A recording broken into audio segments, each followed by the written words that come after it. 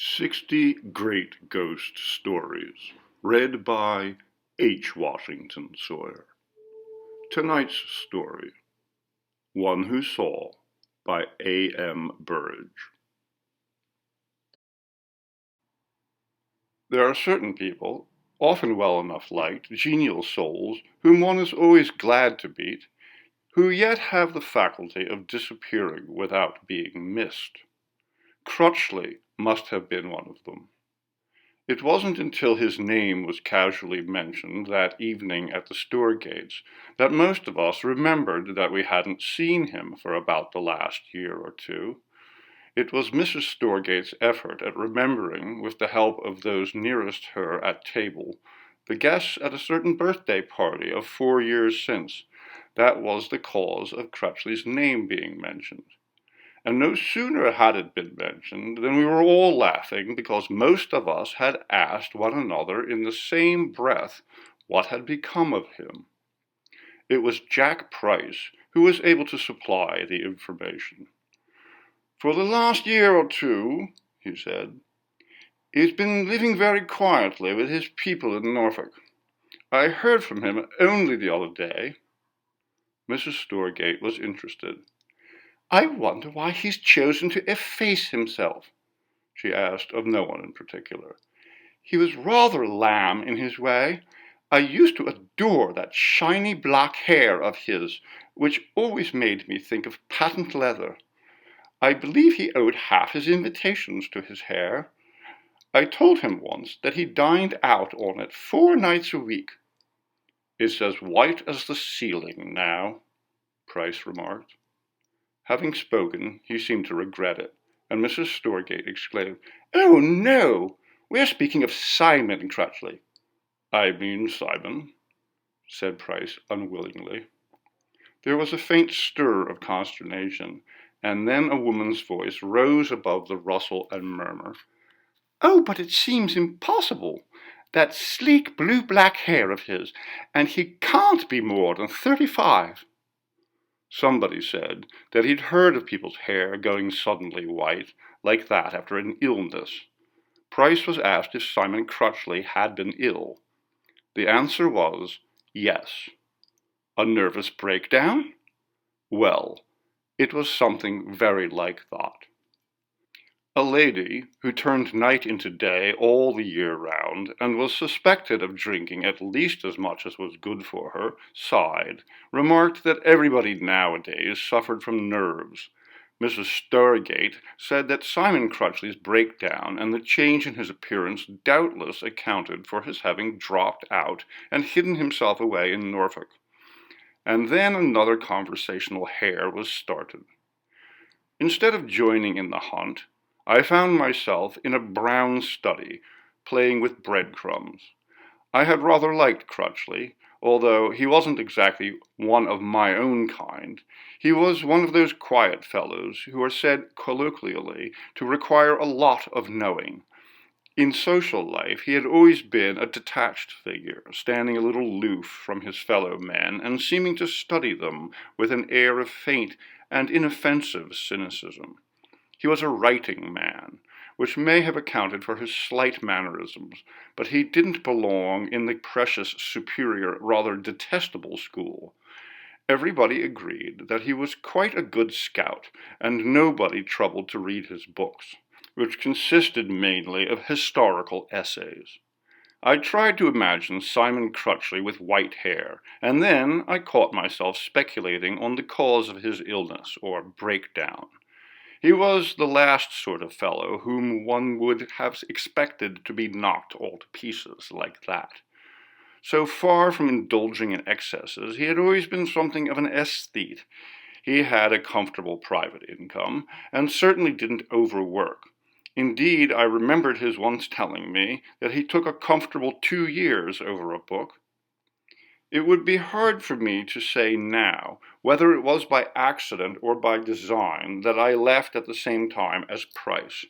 Our ways lay in the same direction, and while we were lingering in the hall, waiting for our hats and coats, we agreed to share a taxi. I lived in the Temple, he in John Street, Adelphi. I'll tell the man to drive down Villiers Street, I said, and up into the Strand again by the Tivoli, and I can drop you on the way. In the taxi, we talked about Crutchley. I began it. I asked leading questions. Price, you see, was the only man who seemed to have heard anything about him lately, and he was now sufficiently evasive to pique my curiosity. It's queer and rather terrible story, he said at last.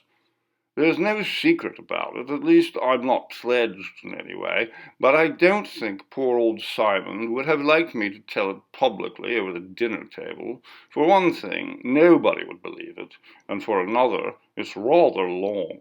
Besides, he didn't tell me quite all.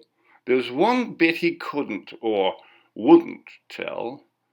There was just one bit he couldn't bring himself to describe to me, and I don't suppose he'll ever manage to describe it to anybody, so nobody but himself will ever have an idea of the actual sight which sent him off his head for 6 months and turned his hair as white as a tablecloth. Oh, I said.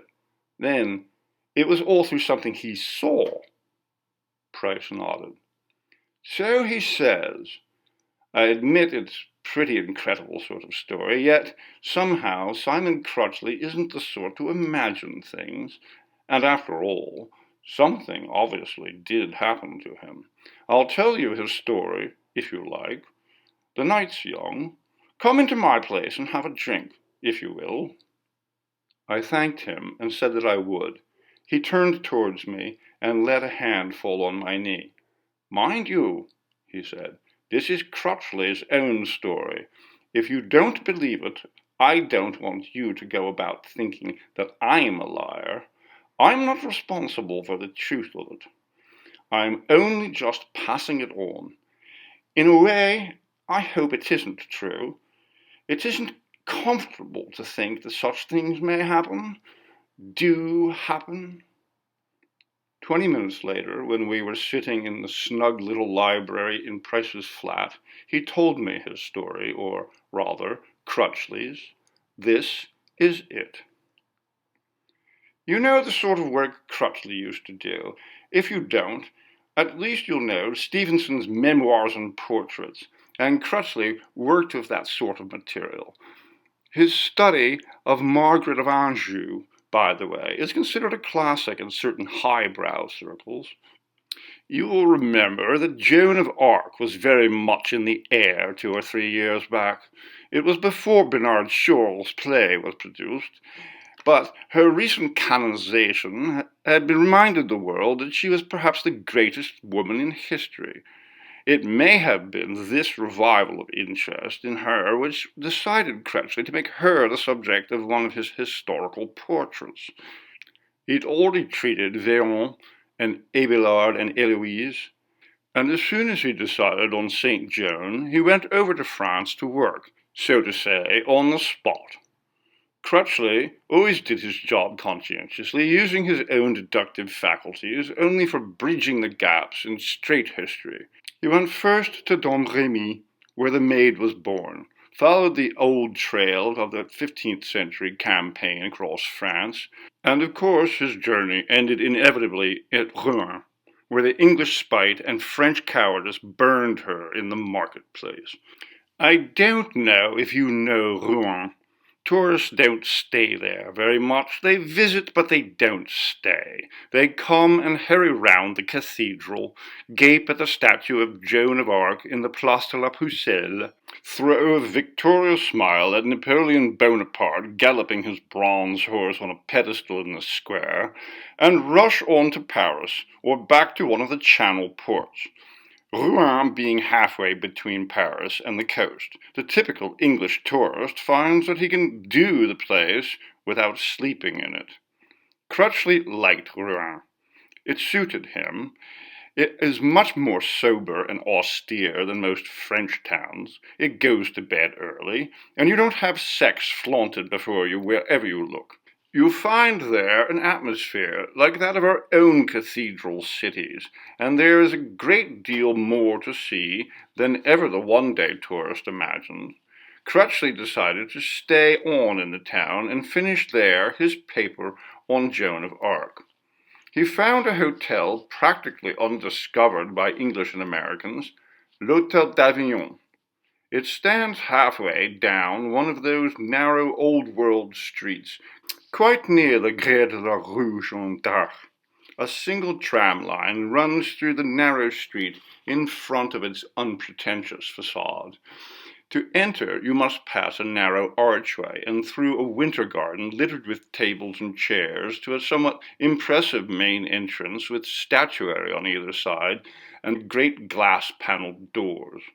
Crutchley found the place by accident on his first day and took déjeuner in the great tapestried salle de manger. The food was good, and he found that the chef had a gift for sole normande. Out of curiosity, he asked to see some of the bedrooms. It was a hotel where many ate, but few slept. At that time of year, many rooms were vacant on the first floor, and he followed a chambermaid up the first flight of stairs, looked out through a door which he found open at the top. To his surprise, he found that it gave entrance to a garden on the same level. The hotel, parts of which were hundreds of years old, had been built on the face of a steep hill, and the little garden thus stood a story above the level of the street in front. This garden was sunk deep in a hollow square, with the walls of the hotel rising high all around it. 3 rows of shuttered windows looked out upon an open space which never saw the sun. For that obvious reason, there had been no attempt to grow flowers, but 1 or 2 ferns had sprung up, and a few small tenacious plants had attached themselves to a rockery. The soil was covered with loose gravel, and in the middle there grew a great plane tree, which thrust its crest above the rooftop so that, as seen by the birds, it must have looked as if it were growing in the great lidless box. To imagine complete quietude of the spot, one has only to remember how an enclosed square in one of the Inns of Court shuts out the noise of traffic from some of the busiest streets in the world. It did not occur to Crutchley that there may have been something unhealthy about an open space shut out entirely from the sun. Some decrepit garden seats were ranged round the borders, and the plane tree hid most of the sky, sheltering the little enclosure like a great umbrella. Crutchley told me that he mistook silence and deathly stillness for peace, and decided that here was the very spot for him to write his version of the story of Jeanne d'Arc. He took a bedroom on the same level, whose high shuttered windows looked out onto the still garden square, and next day he took a writing pad and a fountain pen to one of the faded green seats and tried to start work. From what he told me, it wasn't a very successful attempt. The unnatural silence of the place bred in him an indefinable restlessness. It seemed to him that he sat more in twilight than in shade. He knew that a fresh wind was blowing, but it won not the least responsive whisper from the garden. The ferns might have been water plants in an aquarium, so still they were. Sunlight, which burnished the blue sky, struck through the leaves of the plane tree, but it painted only the top of one of the walls high above his head. Crutchley frankly admitted that the place got on his nerves, and that it was a relief to go out and hear the friendly noise of the trams, and to see the people drinking outside cafes, and the little boys fishing for roach among the barges on the banks of the Seine. He made several attempts to work in the garden, but they were all fruitless, and he took to working in his bedroom. He confessed to me that even in the afternoon felt that there was something uncanny about the place. There's nothing in that. Many people would have felt the same, and Crutchley, although he had no definite belief in the supernatural, had had 1 or 2 minor experiences in his lifetime, too trifling, he said, to be worth recording, but teasing enough in their way, and of great interest to himself. Yet he had always smiled politely when ardent spiritualists had told him that he was susceptible. He began by feeling vaguely that there was something wrong, in the psychical sense, with the garden. It was like a faint, unseizable, but disagreeable odor. He told me that he did not let it trouble him greatly. He wanted to work, and when he found that it would not let him work in the garden, he removed himself and his writing materials to his room. Crutchley had been 5 days at the hotel when something strange happened. It was his custom to undress in the dark, because his windows were overlooked by a dozen others, and by first of all turning off the light, he was saved from drawing the great shutters. That night he was smoking while he undressed, and when he was in his pajamas, he went to one of the open windows to throw out the stub of his cigarette. Having done so, he lingered, looking out. The usual unnatural stillness brooded over the garden square, intensified now by the spell of the night. Somewhere in the sky the moon was shining, and a few stray silver beams dappled the top of the north wall. The plane tree stood like a living thing entranced. Not one of its lower branches stirred, and its leaves might have been carved out of jade. Just enough light filtered from the sky to make the features of the garden faintly visible. Crutchley looked where his cigarette had fallen and now lay like a glowworm, and raised his eyes to one of the long green decrepit seats. With a faint unreasonable thrill and a cold tingling of the nostrils, he realized that somebody was sitting there. As his eyes grew more used to the darkness, the huddled form took the shape of a woman. She sat with her head turned away, one arm thrown along the sloping back of the seat, her face resting against it. He said that her attitude was one of extreme dejection, of abject and complete despair. Crutchley, you must understand, couldn't see her at all clearly, although she was not a dozen yards distant. Her dress was dark, but she could make out none of its details, save that something like a flimsy scarf or thick veil trailed over the shoulder nearest him. He stood watching her, pricked by a vague sense of pity, and conscious that, if she looked up, he would hardly be visible to her beyond the window, and that, in any event, the still glowing stub of cigarette would explain his presence. But she did not look up. She did not move at all while Crutchley stood watching. So still was she that it was hard for him to realize that she breathed. She seemed to have fallen completely under the spell of the garden in which nothing ever stirred, and the scene before Crutchley's eyes might have been a nocturnal picture painted in oils. Of course he made a guess or two about her. At the sight of anything unusual, one's subconscious mind immediately begins to speculate and to suggest theories. Here, thought Crutchley, was a woman with some great sorrow, who, before retiring to her room, had come to sit in this quiet garden, and there, under the stars, had given way to her despair. I don't know how long Crutchley stood there, but probably it wasn't for many seconds. Thought is swift, and time is slow, when one stands still watching a motionless scene. He owned that his curiosity was deeply intrigued, and it was intrigued in somewhat unusual way. He found himself desiring less to know the reason of her despair than to see her face. He had a definite and urgent temptation to go out and look at her, to use force, if necessary, in turning her face so that he might look into her eyes.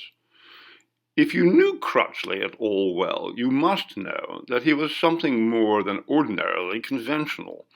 He concerned himself not only with what a gentleman ought to do, but with what a gentleman ought to think. Thus, when he came to realize that he was not only spying upon a strange woman's grief, but actually feeling tempted to force himself upon her and stare into her eyes, which he guessed were blinded by tears, it was sufficient to tear him away from the window and send him padding across the floor to the high bed at the far end of the room. But he made no effort to sleep. He lay listening, waiting for a sound from the other side of those windows, and in the silence he knew that he must hear the least sound outside. But for 10 minutes he listened in vain, picturing to himself the woman still rigid in the same posture of despair. Presently he could bear it no longer, and he jumped out of bed and went once more to the window. He told himself that it was human pity that drove him there. He walked heavily on his bare feet and coughed. He made as much noise as he was reasonably able to make, hoping that she would hear and bestir herself. But when he reached the open window and looked out, the seat was empty. Crutchley stared at the empty seat, not quite crediting the evidence of his eyes. You see, according to his account, she couldn't have touched that loose gravel with her foot without making distinct sound, and to re-enter the hotel she must have opened the door with creaking hinges and a noisy latch. Yet he had heard nothing, and the garden was empty. Next morning he even tried the experiment of walking upon tiptoe across the garden to see if it could be done in utter silence, and he was satisfied that it could not. Even an old grey cat, which he found blinking on the window ledge, made the gravel clink under its pads when he called it to him to be stroked. Well, he slept indifferently that night, and in the morning, when the chambermaid came in, he asked her who was the sad-looking lady whom he had seen sitting at night in the garden. The chambermaid turned towards the window, and he saw a rapid movement of her right hand. It was done very quickly and surreptitiously, just the touch of a forefinger on her brow, and a rapid fumbling of fingers at her breast. But he knew that she had made the sign of the cross. "There is no lady staying in the house," she said, with her back towards him. "Monsieur has been mistaken. Will monsieur take the coffee or the English tea?" Crutchley knew very well that the girl's gesture meant he had mentioned something which she held to be unholy, and the look on her face when she turned it once more in his direction warned him that it would be useless to question her.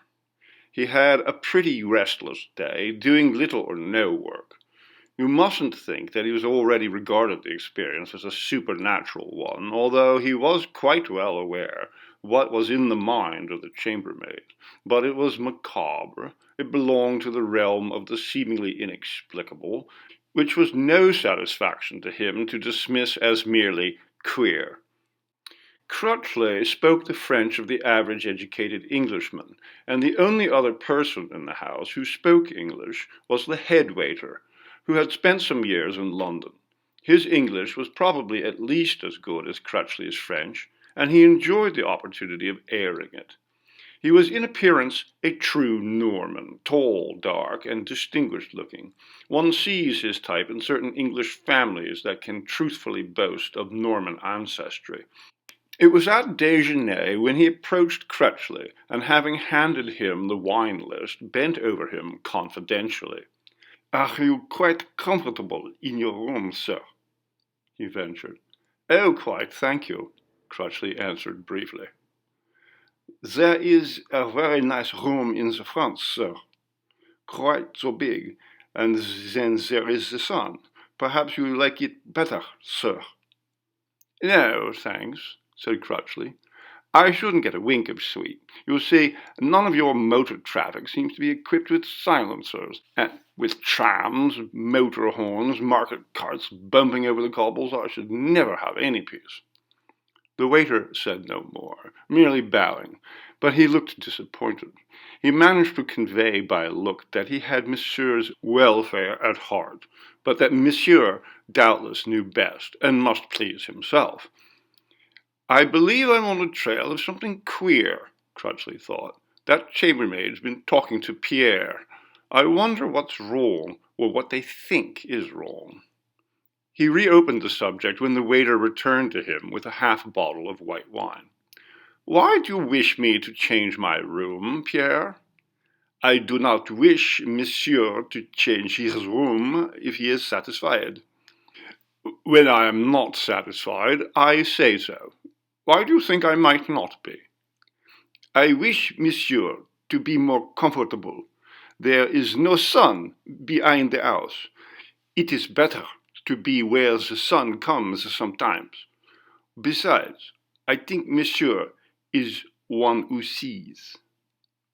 This seemed cryptic, but Crutchley let it go.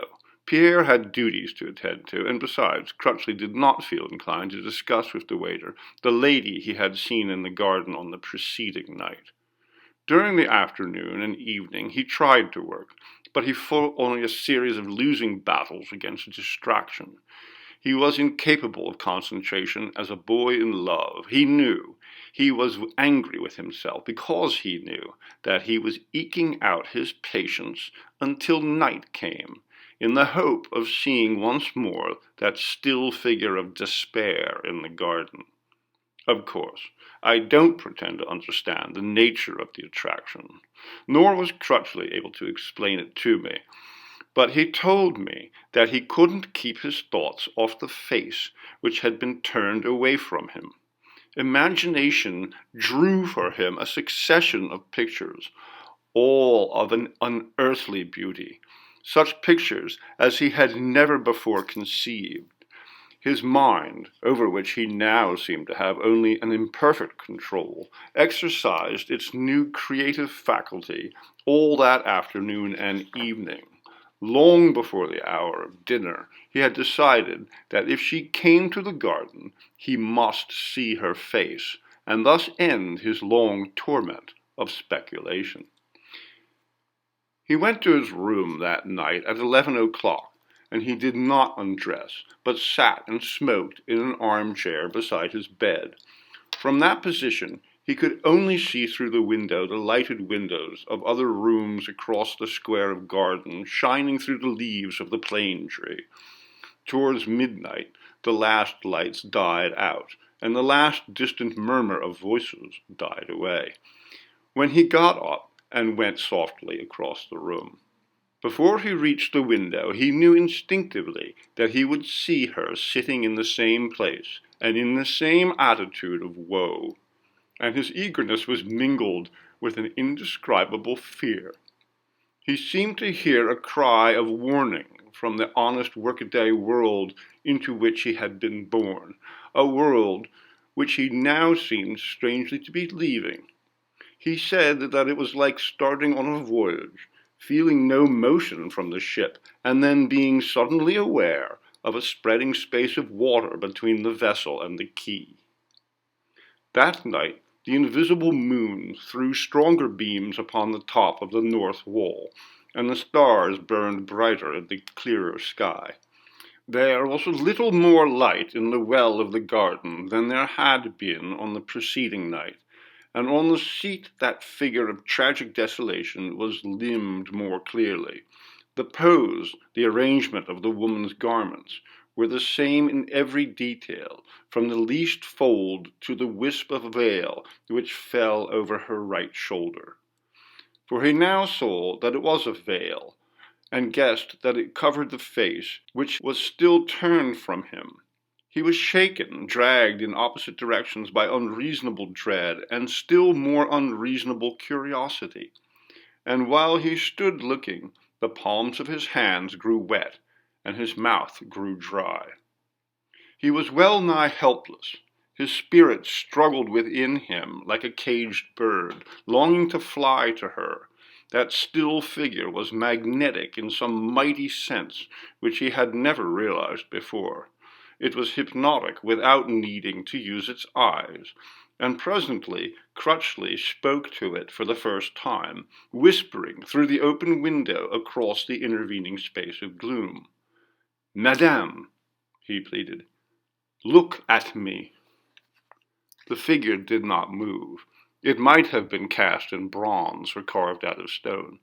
"Oh, madame," he whispered, "let me see your face." Still, there was no sound or movement, but in his heart he heard the answer. "So, then, I must come to you," he heard himself say softly, and he groped for the door to his room. Outside, a little way down the corridor, was one of the doors that led to the enclosed garden. Crutchley had taken but a step or two when a figure loomed up before him. His nerves were jerked like a hooked fish, and he uttered an involuntary cry of fear. Then came the click of an electric light switch. A globe overhead sprang alight, and he found himself confronted by Pierre, the head waiter. Pierre barred the way and spoke sternly, almost menacingly. "Where are you going, sir?" "What the devil has that got to do with you?" Crutchley demanded fiercely. "The devil, eh? Bien, monsieur, I think perhaps he has something to do with it. You will have goodness, please, to return to your room." "No, not the room you have left, sir. That is not a good room. But come with me. I shall show you another." The waiter was keeping him from her. Crutchley turned upon him with a gesture of ferocity. "What do you mean by interfering with me? This is not a prison or an asylum. I am going into the garden for a breath of air before I go to sleep." "That, sir, is impossible," the waiter answered him. "The air of the garden is not good at night. Besides, the doors are locked and the patron have the keys." Crutchley stared at him for a moment in silent fury. "You are insolent," he said. "Tomorrow I shall report you. Do you take me for a thief because I leave my room at midnight? Never mind. I can reach the garden from my window." In an instant the waiter had him by the arm, holding him powerless in a grip known to wrestlers. "Monsieur," he said in a voice grown softer and more respectful, "le bon Dieu has sent me to save you. I have waited tonight because I know you must try to enter the garden. Have I your permission to enter your room with you and speak with you a little while?" Crutchley laughed out of angry impotence. "This is bedlam," he said. "Oh, come, if you must." Back in his room, with the waiter treading close upon his heels, Crutchley went straight to the window and looked out. The seat was empty. "I do not think she is there," said the waiter softly, "because I am here, and I do not see. Monsieur is one who sees, as I tell him this morning, but he will not see her when he is in the room who does not see." Crutchley turned upon the man impatiently. "What are you talking about?" he demanded. "Who is she?" "Who she is, I cannot say." The waiter blessed himself with quick, nervous figures. "But who she was, I can perhaps tell monsieur." Crutchley understood almost without surprise, but with sudden clamoring of fear. "Do you mean," he asked, "that she is what we call a ghost, an apparition?" "It matters not what one calls her, monsieur. She is here sometimes for certain who are able to see her. Monsieur wishes very much to see her face. Monsieur must not see it. There was one who looked 5 years ago, and another, perhaps 7, 8. The first he make die after 2, 3 days. The other, he is still mad. That is why I come to save you, monsieur." Crutchley was now entirely back in his own world. That hidden face had lost its fascination for him. He felt only the primeval dread which has its roots deep down in every one of us. He sat down on the bed, trying to keep his lips from twitching, and let the waiter talk. "You asked Yvonne this morning, sir, who is the lady in the garden? And Yvonne guess, and she come to me, tell me. For all of us know of her, monsieur. It all happened a long time ago, perhaps 50, 60 years. There was, in this town, a notary of the name Lebron. And in a village halfway from here to Dieppe is a grand chateau in which there live a lady, une jeune fille, with her father and her mother. And the lady was very beautiful, but not very good, monsieur. Well, Monsieur Lebron, he fall in love with her. I think she loved him too, better as all the others. So he make application for her hand, but she was aristocrat and he was bourgeois. And besides, he had not very much money. So the application was refused, and they find her another husband whom she loved not, and she find herself someone else, and there is a divorce. And she have many lovers, for she was very beautiful, but not good. For 10 years, more perhaps, she used her beauty to make slaves of men, and one he made kill himself because of her, but she did not mind. And all the time, Monsieur Lebron stayed single, because he could not love another woman. But at last this lady, she have a dreadful accident. It was a lamp which blew up and hurt her face.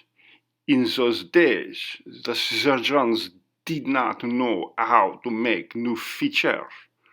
It was dreadful, monsieur. She had been so lovely, and now she have nothing left except just the eyes.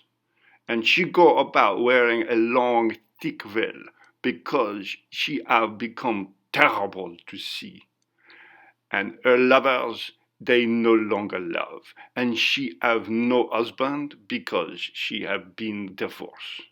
So, Monsieur Lebron, he write to her father, and once more he make offer for her hand, and her father, he is willing, because now she is no longer very young, and she is terrible to see. But her father, he is a man of honor, and he insists that Monsieur Lebron must see her face before he decides if he will wish her in marriage. So a meeting is arranged, and her father and her mother bring her here to this hotel, and Monsieur Lebron, he come to see them here. The lady come with them wearing her thick veil.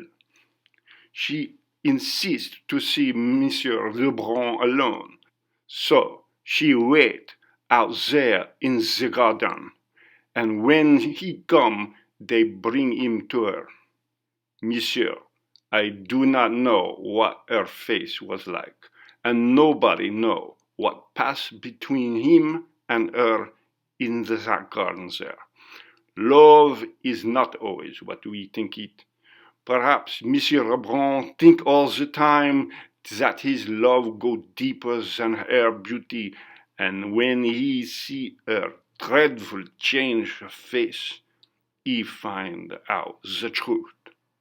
Perhaps when she put aside the veil, she see that he flinch.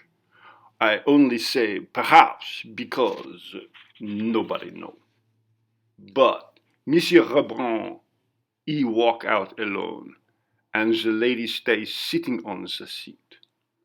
And presently her parents come, but she does not speak or move, and they find in her hand a little empty bottle, monsieur. All her life she have lived for love, for admiration, and Monsieur Lebron, he is the last of her lovers. And when he no longer love, it is for her the end of everything. She have bring the bottle with her in case her last lover love her no more. That is all, monsieur. It happened many years ago, and if there is more of the story, one does not remember it today. And now perhaps monsieur understands why it would be best for him to sleep tonight in the front room and change his hotel tomorrow. Crutchley sat listening and staring. He felt faint and sick. But why does she come back? He managed to ask. The head waiter shrugged his shoulders. How should we know, monsieur? She is a thing of evil. When her face was lovely, while she was alive, she used it to destroy men. Now she still uses it to destroy, but otherwise. She have some great evil power which draw those who can see her. They feel they must not rest until they have looked upon her face. And monsieur, that face is not good to look upon. I had listened all this while to Price's version of Crutchley's story without making any comment, but now he paused for so long that at last I said, "Well, that can't be all." Price was filling a pipe with an air of preoccupation. "No," he said, "it isn't quite all. I wish it were. Crutchley was scared, and he had the sense to change to a room in the front of the house, and to clear out altogether next day. He paid his bill, and made Pierre a good-sized present in money. Having done that, he found that he hadn't quite enough money to get home with, and he'd used his last letter of credit, so he telegraphed for more, meaning to catch the night boat from Havre. Well, you can guess what happened. The wired money order didn't arrive in time, and he was compelled to stay another night in Rouen. He went to another hotel. All that day he could think of nothing else but that immobile figure of despair which he had seen on the seat. I imagine that if you or I had seen something which we believed to be a ghost, we should find difficulty in concentrating our minds on anything else for some time afterwards. The horror of the thing had a fascination for Crutchley, and when night fell, he began to ask himself if she were still there, hiding her face in the dark in the silent garden. And he began to ask himself, why shouldn't I go and see? It could not harm me just to look once, and quickly, and from a distance. He didn't realize that she was calling him, drawing him to her through the lighted streets. Well, he walked round to the Hotel d'Avignon. People were still sitting at the little tables under the glass roof, but he did not see Pierre. He walked straight on and through the swinging doors as if he were still staying in the house, and nobody noticed him. He climbed the stairs and went to one of the doors which opened out into the high enclosed garden behind. He found it on the latch, opened it softly, and looked out. Then he stood, staring in horror and fascination at that which was on the seat. He was lost then, and he knew it. The power was too strong for him. He went to her step by step, as powerless to hold himself back as a needle before a magnet, were a moth before a flame, and he bent over her. And here's the part that Crutchley can't really describe. It was painful to see him straining and groping after words, as if he were trying to speak in some strange language. There aren't really any words, I suppose, but he told me that it wasn't just that there weren't any features left. It was something much worse and much more subtle than that. And, oh, something happened, I know, before his senses left him, poor devil. He couldn't tell me. He's getting better, as I told you, but his nerves are still in shred, and he's got one or two peculiar aversions. What are they? I asked. He can't bear to be touched, or to hear anybody laugh.